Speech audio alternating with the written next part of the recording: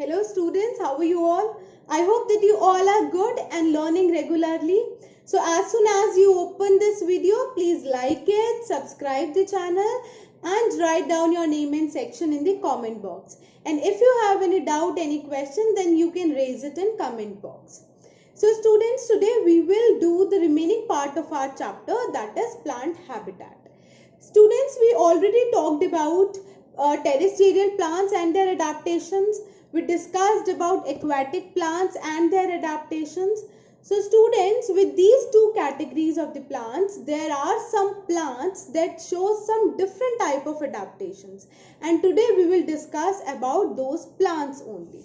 Okay, so the very first category of such plant is plants in marshy areas. Plants in marshy areas. Okay. So before discussing about plants that can survive here, let's quickly discuss about marshy areas. See student, marsh is a type of wetland. Wetland means the ground here covered with water for a longer period of time. Okay, so because they are the wetlands, so the soil present here must be different from the soil in dry area. So students, soil here is very sticky in nature. Okay, soil that is present in marshy area is very sticky in nature and very clayey in nature, and because they are sticky and clayey in nature, that is why they contain less amount of air. Okay, they contain less amount of air and they are very sticky in nature. So students, plants find very difficulty in growing because air couldn't reach the roots. Okay, so these trees are having some special roots for breathing purpose, and that roots are known as breathing roots. Okay, so breathing roots are that portion of the roots that comes out from the soil to breathe in air. You want to see how these breathing roots look like? Let's see. See student, this is a mangrove tree that grow in marshy areas where the soil is sticky and salty as they grow near coastline. See, some roots are growing above the ground. These roots are known as breathing roots. So now come to another category of plants. See student, these plants are carnivores in nature. Now who are carnivore? In class 3rd you studied now that there are 3 types of animals: herbivore, carnivore and omnivore. Herbivore are those who eat plants. Carnivores are those who eat flesh of animals, and third, omnivores are those that eat both plants as well as flesh.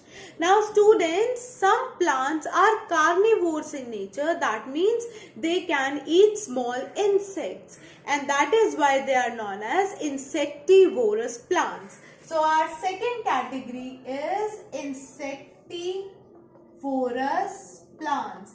As their name suggests, insectivorous means these plants can eat insects.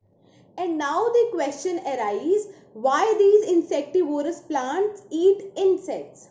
So students, these plants eat insects because they grow in the soil which is less in nutrients. Okay, like in human body, we need all important nutrients for proper functioning. In the same way, these plants also need important nutrients.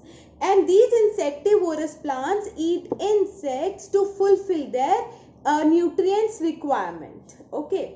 Now, some of the examples of insectivorous plants are like pitcher plant, sundew plant, Venus flytrap.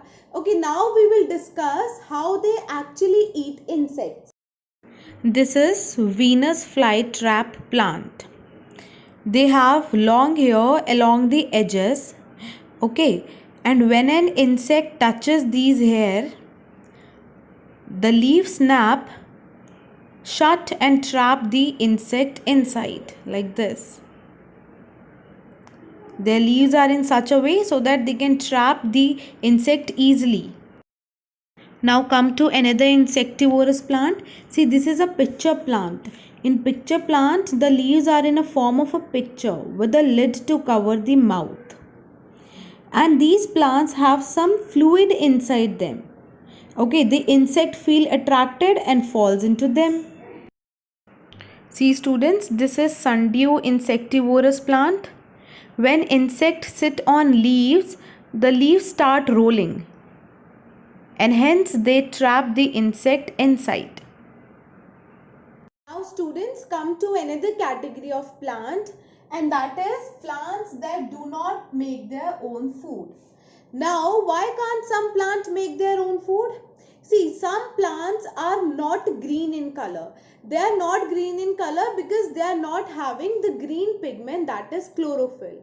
And because they are not having chlorophyll, so they cannot prepare their own food. They cannot do photosynthesis. So the question arises, then how these plants survive? So students, these plants survive by absorbing food material from other plants and animals and from stale food as well. Okay, it's like mushroom, like molds, these are the example of such type of plants. Mushrooms and molds do not have chlorophyll, so they cannot make their own food. They absorb the food material from the things on which they grow. Okay, for example, like this bread mold. Bread mold absorb the food from the bread. While mushrooms grow on the barks of trees during the rainy season, they also grow on fallen, dead and decayed leaf. They absorb the food material from the substances on which they grow. So students, let's recap what we discussed. Some plants show special adaptations, like plants in marshy areas are having breathing roots. Second, insectivorous plants, plants that eat insects. And third, some plants cannot make their own food and hence absorb food material from other plants and animals. I hope you understood this. Now try to attempt your book exercise by yourself and then check your answers from PDF which will be uploaded on school website. Okay? Bye.